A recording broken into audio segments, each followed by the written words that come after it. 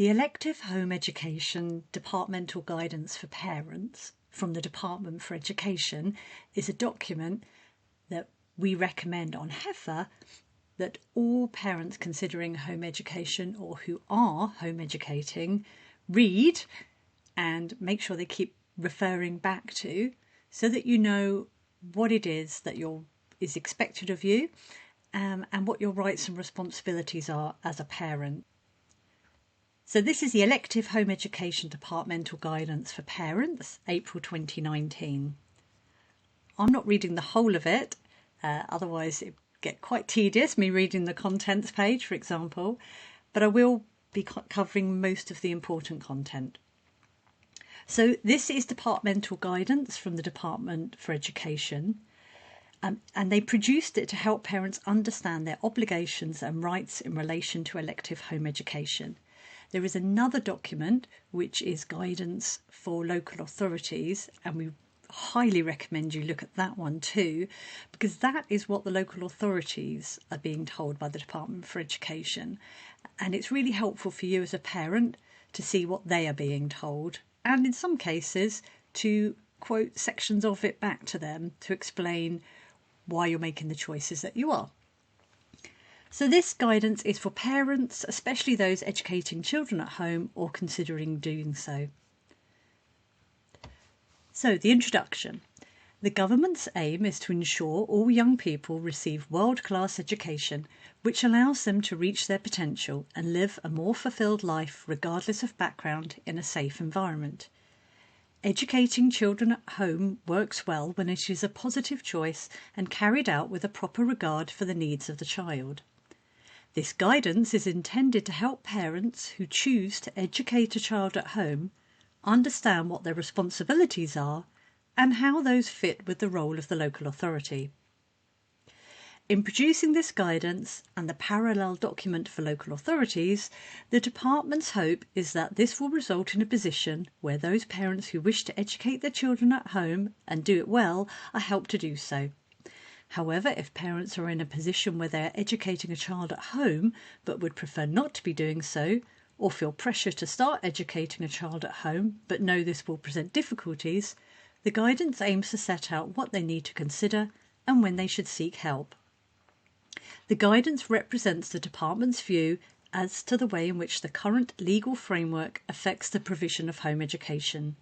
It does not create new powers or duties, and only the courts can make authoritative decisions on the law. Section 1. What is elective home education, EHE? Elective home education is a term used to describe a choice by parents to provide education for their children at home or in some other way they desire, instead of sending them to school full-time. This is different to education provided by a local authority other than at school, for example, for children who are too ill to attend school. Throughout this guidance, the term parents should be taken to include all those with parental responsibility, including guardians and foster carers. In the latter case, the local authority may also be a corporate parent. As a parent, you can choose to engage private tutors or other adults or online tuition to assist in providing a suitable education, but there is no requirement to do so. There are other settings which may be used, not just the family home. Such settings may well not be regulated in any way, so there is no external assurance that they comply with basic standards, such as proper vetting of staff and safeguarding children. Although children being home educated are not normally registered at any school or college, you may choose to make arrangements for a child to receive part of his or her total education at a school, in brackets flexi schooling, or at an FE college or other 16 to 19 provider if the child is aged 14 or above. The purpose of this will often be to provide education in specific subjects more easily than is possible at home. Schools and colleges are under no obligation to agree to such arrangements, but some are happy to do so. Section 2.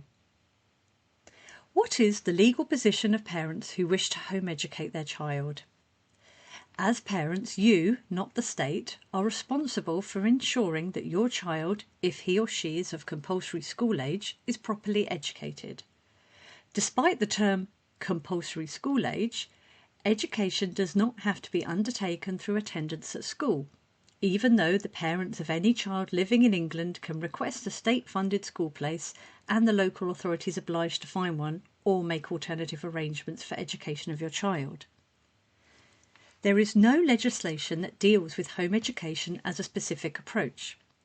However, Section 7 of the Education Act 1996 provides that the parent of every child of compulsory school age shall cause him to receive efficient full-time education suitable A. to his age, ability and aptitude, and B. to any special educational needs he may have, either by regular attendance at school or otherwise. Elective home education is a form of education otherwise than at school, and this piece of legislation is the basis for the obligations of parents. It is also the starting point for local authorities' involvement. A child becomes of compulsory school age from the first of the following dates: 31st of August, 31st of December, or 31st of March, which occurs after she or he becomes 5 years old, or if the 5th birthday falls on one of those dates, on that day. The child remains so until the last Friday of June in the academic year in which she or he becomes 16. Children may also be educated at home in order to participate in education and training until the age of 18. You may also decide to exercise your right to educate your child at home from a very early stage before he or she reaches compulsory school age. There are no requirements in that case as to the content of any home education provided, since there is no legal requirement for any education to take place at all. Although state-funded places of between 15 and 30 hours a week would normally be available in early years settings for children of an appropriate age. Unless otherwise stated, the rest of this guidance is solely concerned with the provision of home education for children who are of compulsory school age. What is efficient education? There is no definition of this in statute law. However, it can be interpreted as meaning education which achieves what it is intended to achieve. This is not the same as the education being suitable, because it is possible to deliver efficiently an education which is definitely not suitable to that child. Conversely, it is possible to deliver a suitable education very inefficiently. What is a full-time education? There is no legal definition of full-time in terms of education at home or at school. Children attending school normally have about 5 hours tuition a day for 190 days a year, spread over about 38 weeks. However, home education does not have to mirror this. In any case, in elective home education, there is often almost continuous one-to-one contact, and education may sometimes take place outside normal school hours. Home educating parents are not required to have a timetable, set hours during which education will take place, observe school hours, days or terms.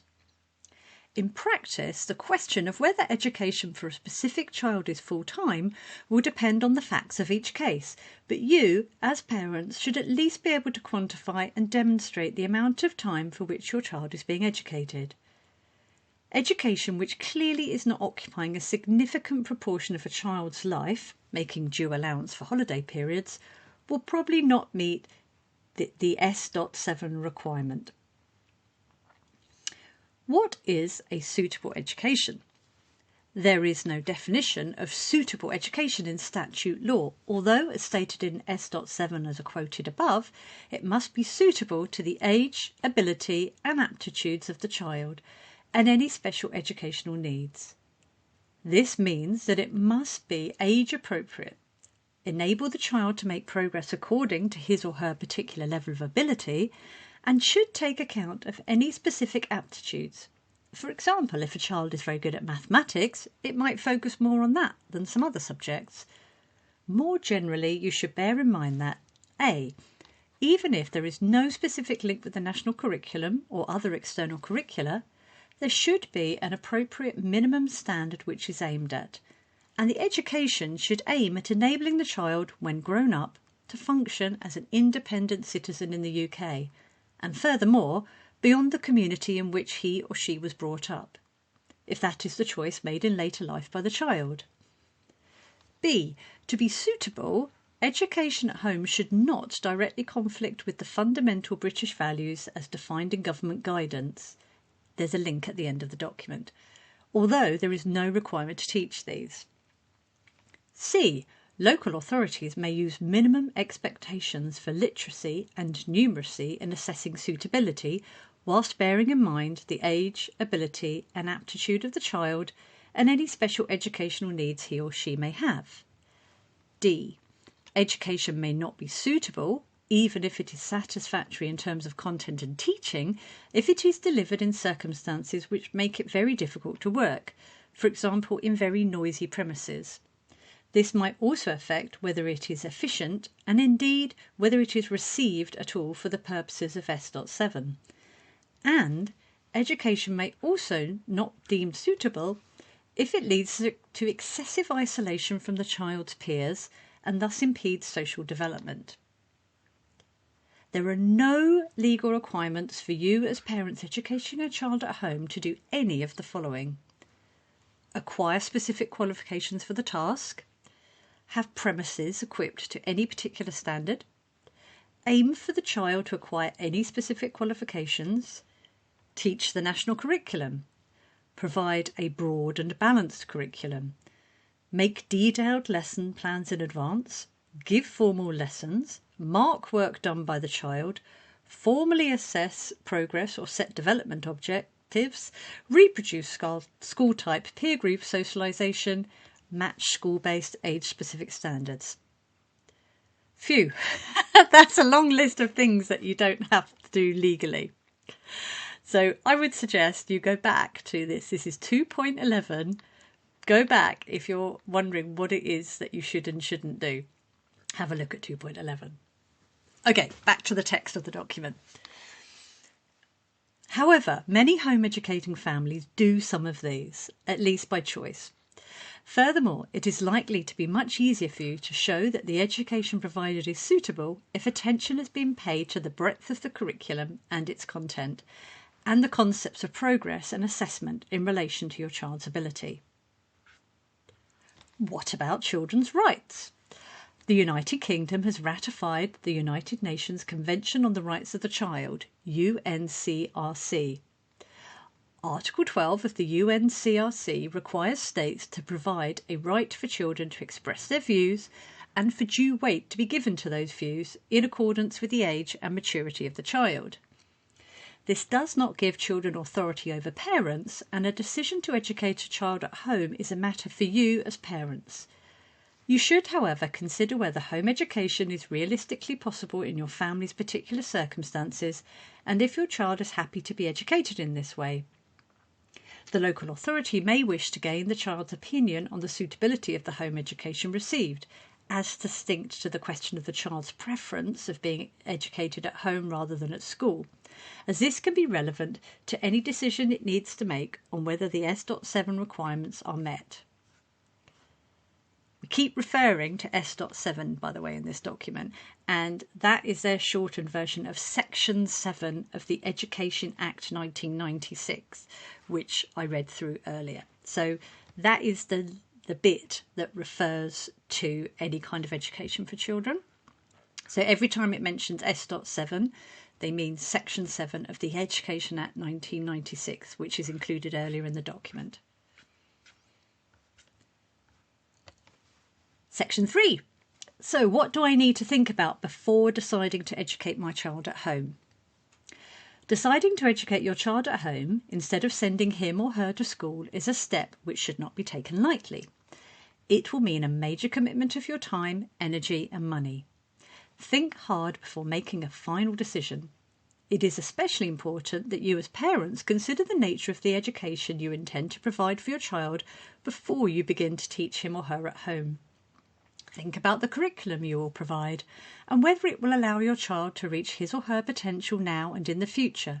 including whether you expect your child to sit public examinations such as GCSEs or not.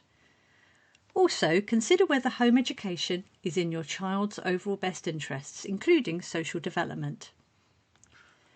There is a range of reasons why you may be considering educating your child at home, including ideological or philosophical views which you feel would be better promoted through education at home, religious or cultural beliefs, dissatisfaction with the school system, distance to a local school, bullying, as a short-term intervention for a particular reason, the child's unwillingness or inability to go to school, special educational needs not being met within the school system, health reasons, particularly mental health.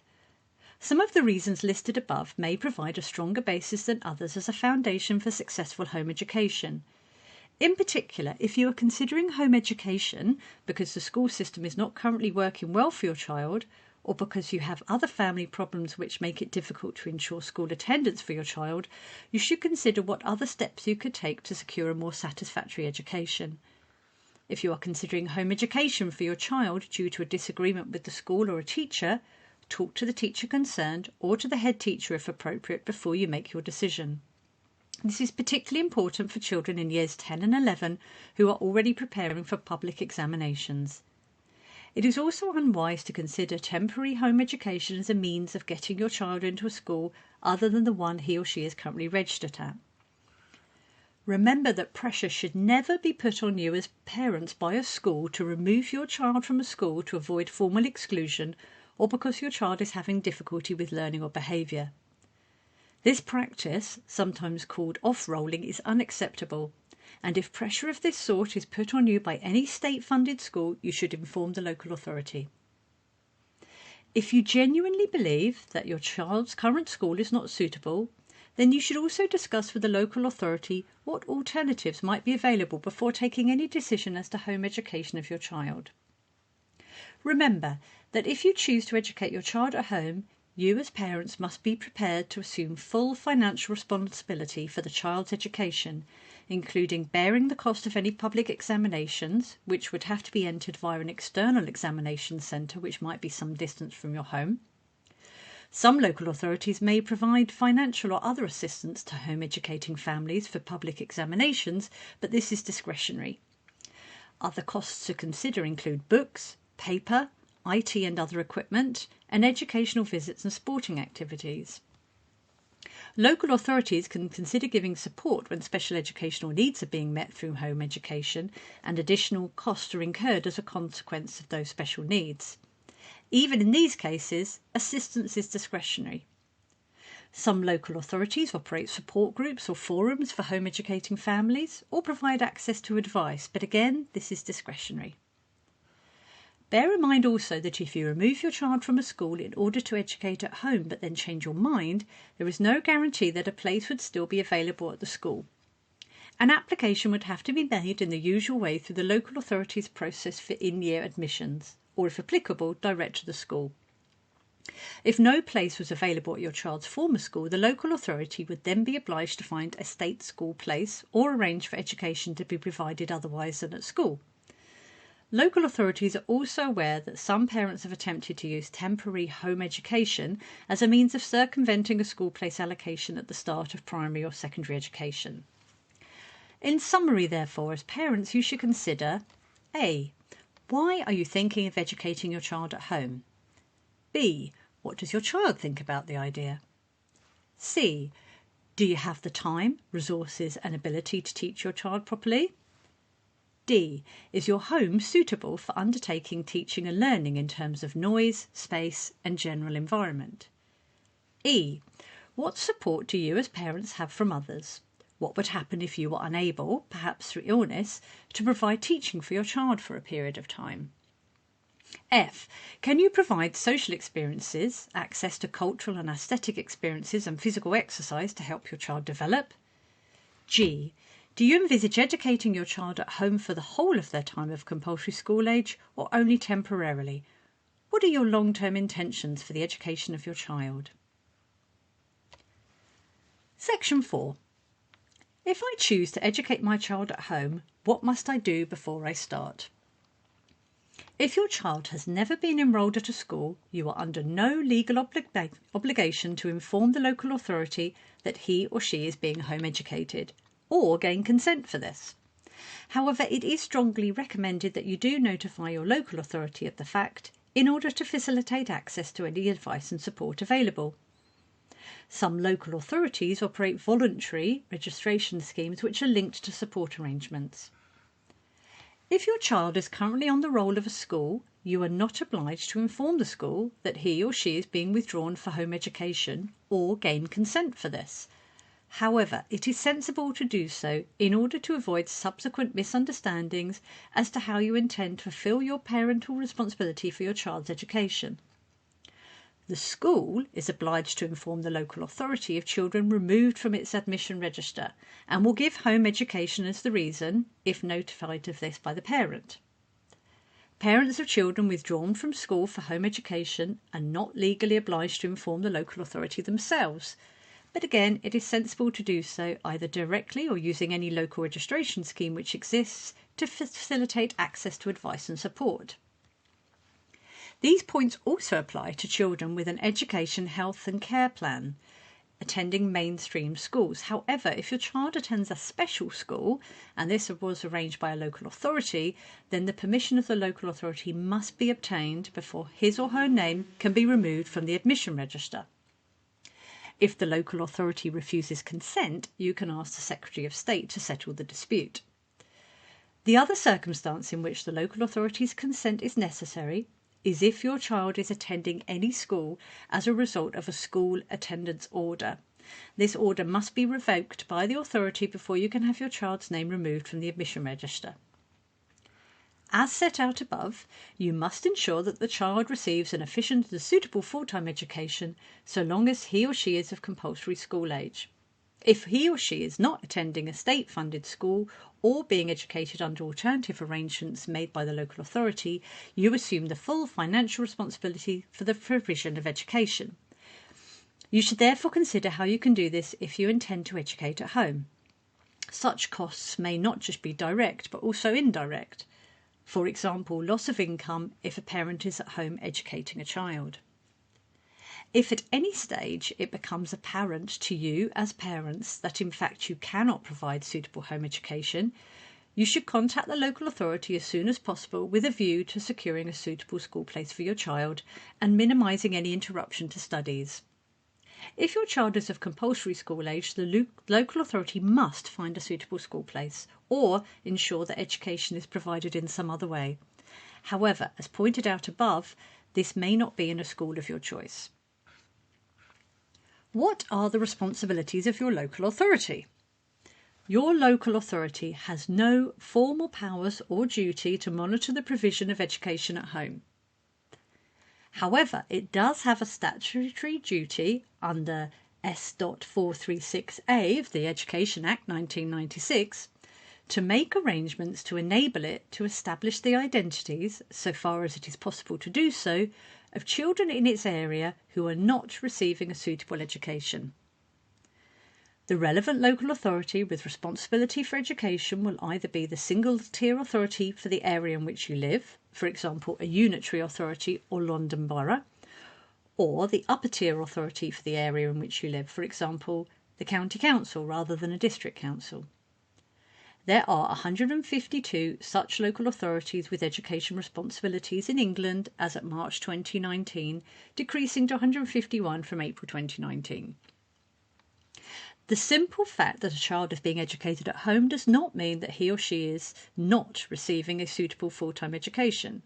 However, in order to fulfill their Section 436A duty, local authorities are entitled to make informal inquiries of parents to establish what education is being provided. The local authority is therefore likely to make such inquiries if it becomes aware that you are educating a child at home or may be doing so.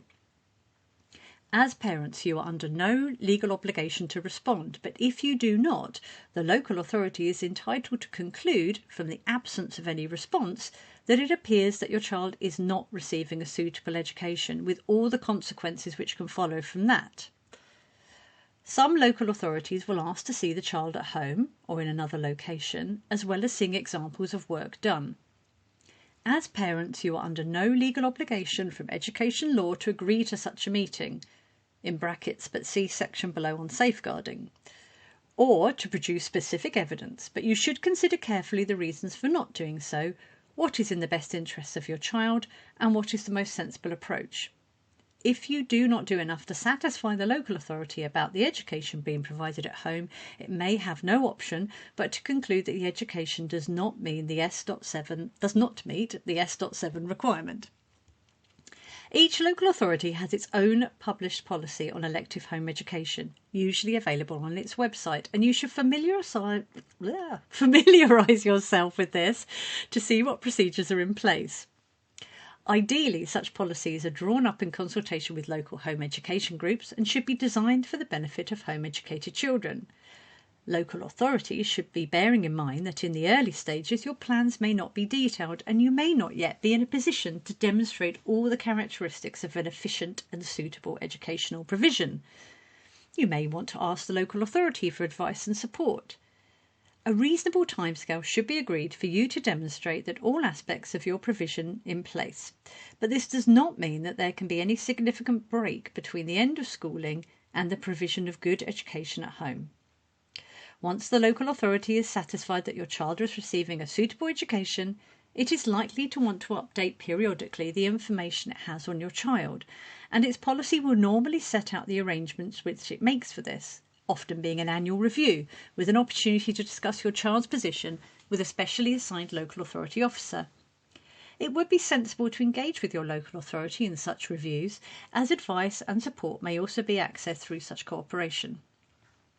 If your local authority feels that it has not had sufficient information about the home education being provided, or has had no information, and it appears to the authority that your child is not receiving a suitable education at home, it must serve a notice known as an S.437 in brackets 1 notice, requiring that you as parents satisfy the authority that the child is receiving a full-time and efficient education at home suitable to your child's needs. Again, it would be sensible to respond to such a notice if you receive one, and you will have at least 15 days to respond so that you have time to gather suitable material that you may wish to supply. The local authority must consider the response, if any, which you make to the notice in order to decide whether your child is receiving an education which meets your responsibilities under S.7, taking account of any evidence you provided and any other information it has about the education your child is receiving. If parents make no response at all, then the local authority is entitled to conclude that the child is not receiving a suitable education. If you, as parents, fail to satisfy the local authority that your child is receiving a suitable education, and the local authority considers that it is expedient that he or she should attend school, then the local authority has a legal obligation to serve on you as parents a school attendance order, in brackets SAO. This will name a specific school and require you to register your child at that school. There are provisions in the Education Act 1996, sections 438 to 441, governing the basis on which a school is selected to be named in the order. If an SAO is issued by the local authority, it must be complied with, and failure to do so is a criminal offence. If you comply with it and send your child to the school named in the order, you can still seek to have your child attend another school. This would be done by requesting a place at that other school, and if that is available, asking the local authority to vary the order, and if that request is agreed, sending your child to that school. Alternatively, you can seek to have the order revoked by presenting evidence to the local authority that satisfactory arrangements have been made for suitable education to be provided at home, so that your child need not attend any school. If the local authority refuses to revoke the order, you can choose to refer the matter to the Secretary of State to settle the dispute by contacting the Department for Education. Whether or not you seek to have the order revoked, if you do not comply with it in the meantime, the local authority may prosecute you as parents. It would then be for a magistrate's court to consider the case. If the order is not being complied with, a conviction for non-compliance is inevitable unless you can prove to the court that you are currently meeting your duty under S.7 to provide efficient full-time suitable education. The court can end the order by directing that the order be no longer in force if it is satisfied that the parents are fulfilling their S.7 duty and acquits them, or it may convict the parents of an offence. If parents are convicted, the local authority can apply for a parenting order which carries requirements as to counselling and other conditions designed to reduce the likelihood of a further offence. How does the safeguarding role of the local authority affect parents educating children at home? Local authorities have a general duty to make arrangements to safeguard and promote the welfare of children, Section 175 of the Education Act 2002, in relation to their education functions as a local authority. This applies equally to children who are being educated at home as it does to children attending school. This duty does not entitle a local authority to insist on visiting a child's home or seeing the child simply for the purposes of monitoring the provision of home education.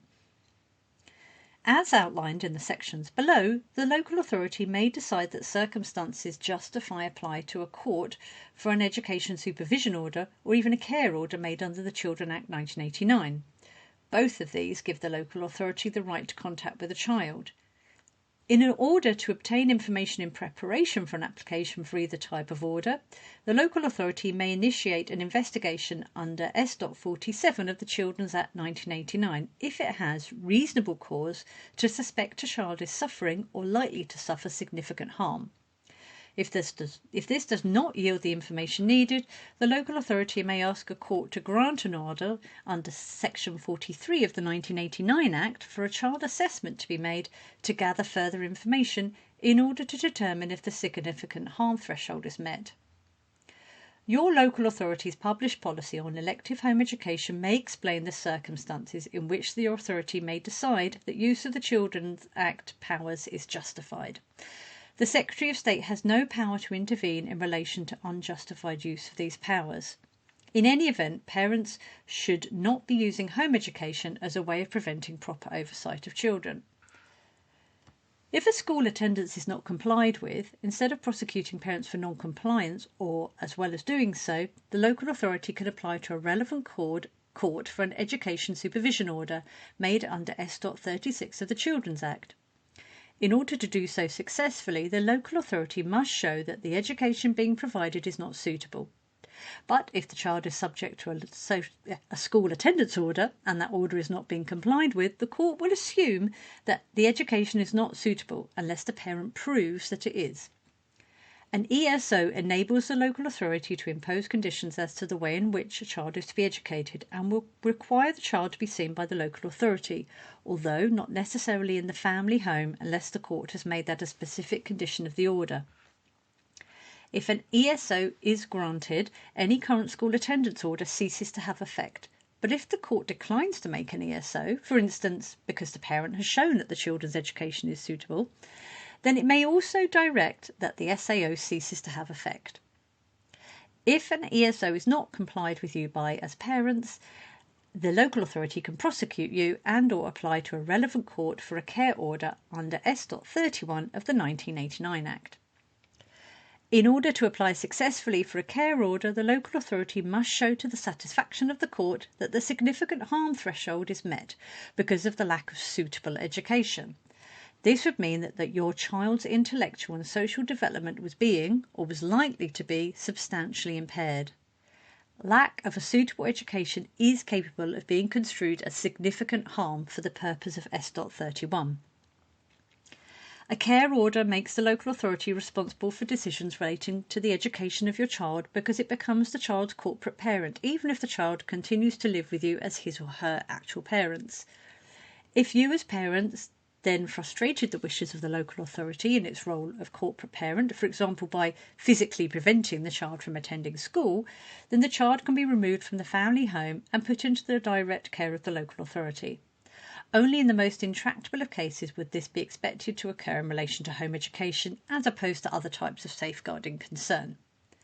Plainly, it is in the interest of all parties not to let any dispute about a child's education get to the stage described above. Informal discussion should enable most difficulties to be resolved, and a willingness to cooperate so as to secure the proper education for your child should be shown by everyone involved. What is the local authority's role if my child has special educational needs? If a child has special educational needs, the role of the local authority is somewhat more complex. Further information is available in the SEN Code of Practice, which has a chapter on home education. Your right to educate your child at home applies equally where your child has SEN. This right is irrespective of whether your child has an education, health and care plan or not. Neither does the local authority have any right of entry to your home to check home education suitability just because your child has special educational needs. When your child has an EHE plan, it is the local authority's duty to ensure that the educational provision specified in the plan is made available to the child, but only if you, as the parents, have not arranged for the child to receive a suitable education in some other way. Therefore, if the home education you provide as parents is suitable, the local authority has no duty to arrange any special educational provision for the child. The plan should set out the type of special educational provision that the local authority thinks the child requires and should also state that parents have made their own arrangements under S.7 of the Education Act 1996. The authority will of course continue to check the suitability of the home education as required by sections 436A and 437 of the 1996 Act. And if at any point it considers that the home education is no longer suitable, it must ensure that the special educational provision specified in the EHE plan is made available, as well as taking the steps set out above in relation to school attendance. When parents feel strongly that their child with SEN, with or without an EHE plan, should be educated at home but cannot undertake this themselves, and the local authority agrees that it would be inappropriate for the child to be educated at a school, post-16 institution or early years setting, then the local authority itself may arrange that the special educational provision that the child needs is made elsewhere. This can, if you agree, mean that it is provided in the home, but not by you as parents. The local authority has power under S.61 of the Children and Families Act 2014 to do this. If this happens, the EHE plan should clearly explain the arrangements. Local authorities should not assume that because the provision you make at home is different from that which would be made in school to meet your child's special needs, the provision is necessarily unsuitable. In some cases, however, the local authority may conclude that even after considering its own power to arrange provision in the home, education taking place in the home cannot meet your child's special educational needs, and therefore your child is not receiving a suitable education. In that case, if you as parents still continue to wish to educate your child at home, rather than sending him or her to school, the local authority must follow the procedure outlined earlier in this guidance in relation to school attendance orders. If you are educating a child at home already and come to believe that he or she has special educational needs, you can ask the local authority to carry out a statutory assessment or reassessment of your child's special educational needs, and the local authority must consider the request within the same statutory timescales and in the same way as for all other such requests.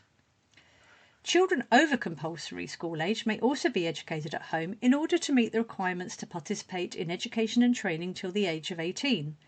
Local authorities should involve you in reviews of EHE plans of home-educated children who are over compulsory school age. Is there any oversight of local authority operations in relation to elective home education? Ofsted conducts periodic inspections of local authorities, and this includes a review of the way in which they carry out duties in relation to vulnerable children. Although home-educated children are not intrinsically vulnerable, such reviews will include children missing education and therefore cover the work of the authority on those children who are being educated at home or may be educated at home, but the authority is not satisfied that they are receiving a suitable education. Reports of local authority inspections are available on the Ofsted section of the dove.uk website. Ofsted has no role in the oversight of education received by individual children who are educated at home.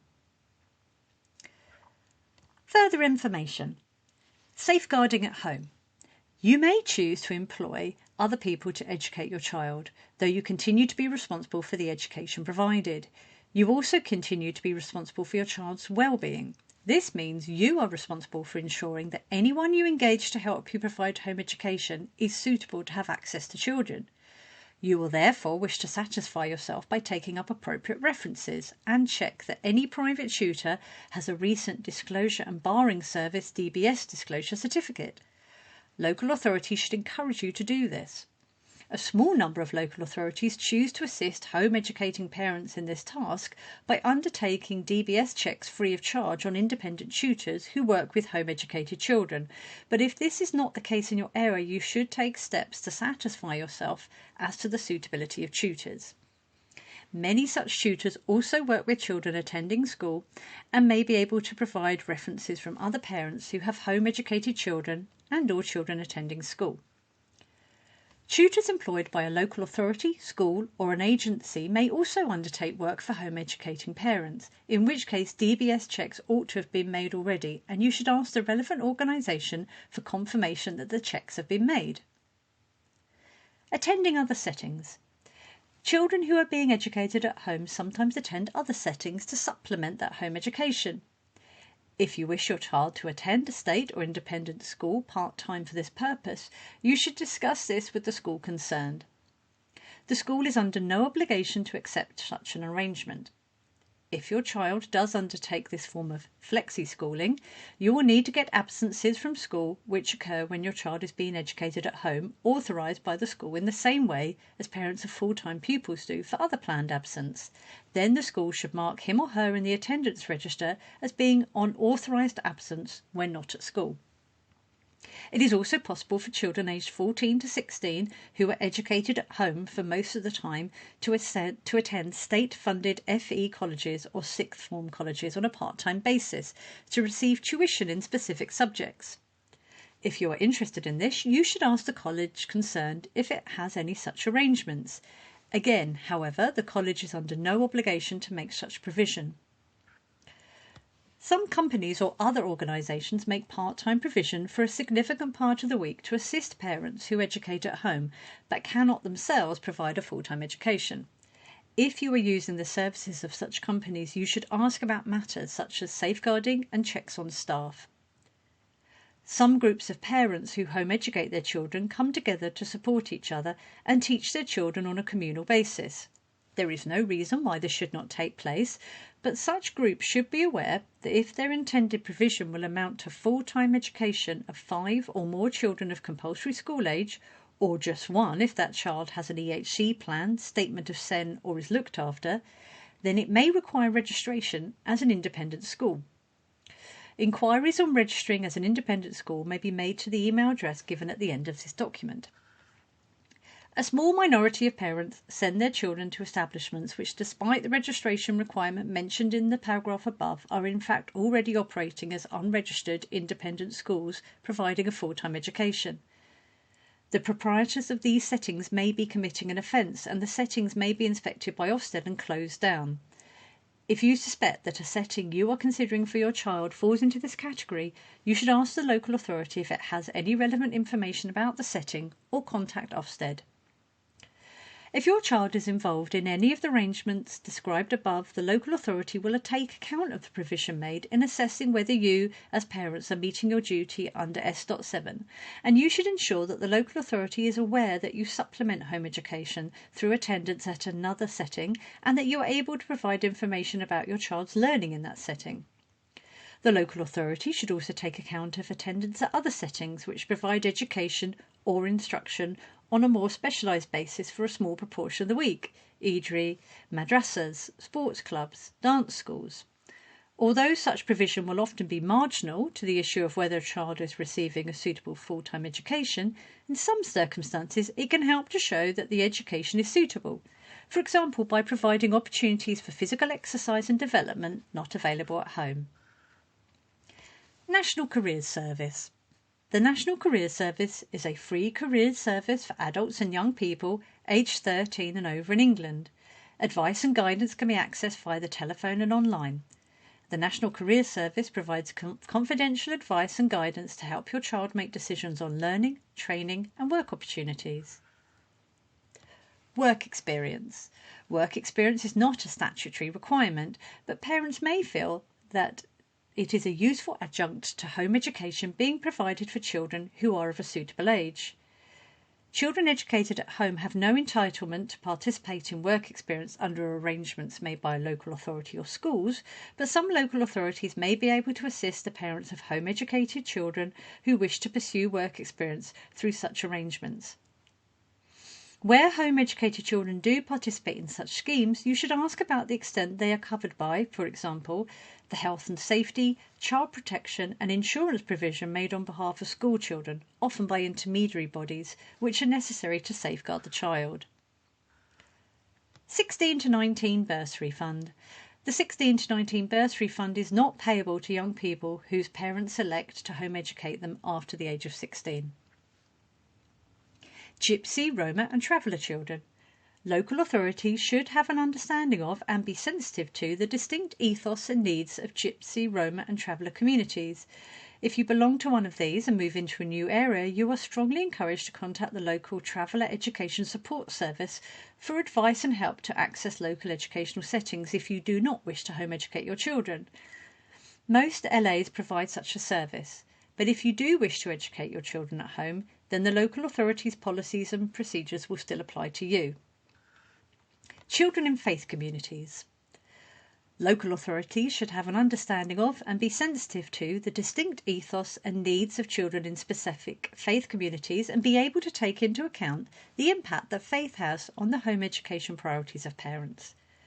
You should be able to expect this in your dealings with the local authority. However, faith considerations should not in any way stop a child from receiving a suitable full-time education, and that will remain the local authority's main concern. It is likely to be helpful if you are able to explain how faith considerations have affected the content of the home education, if that is the case. There is no legal requirement for home education to include any element of teaching about religion or faith. The rest of the document is a list of other relevant departmental guidance and a bit of copyright information. I suggest you, when you have a look through the document, you look for any underlined blue highlighted text, because that is where you can click through to a website that the document is referencing, such as the SEN Code of Practice or the Ofsted section of the gov.uk website. There are also a couple of footnotes which explain a little bit more the content of the publication. So there we go. That was it. That was pretty much word for word the Elective Home Education Departmental Guidance for Parents. I might have skipped the odd word accidentally or fumbled it a little bit, but actually from reading it through, they also missed a few words out. So yeah, even the Department of Education is not perfect at its writing skills. Hope that was useful for you. Please have a read of it. And if I can summon up the energy, I'll have a go at the local authority one as well.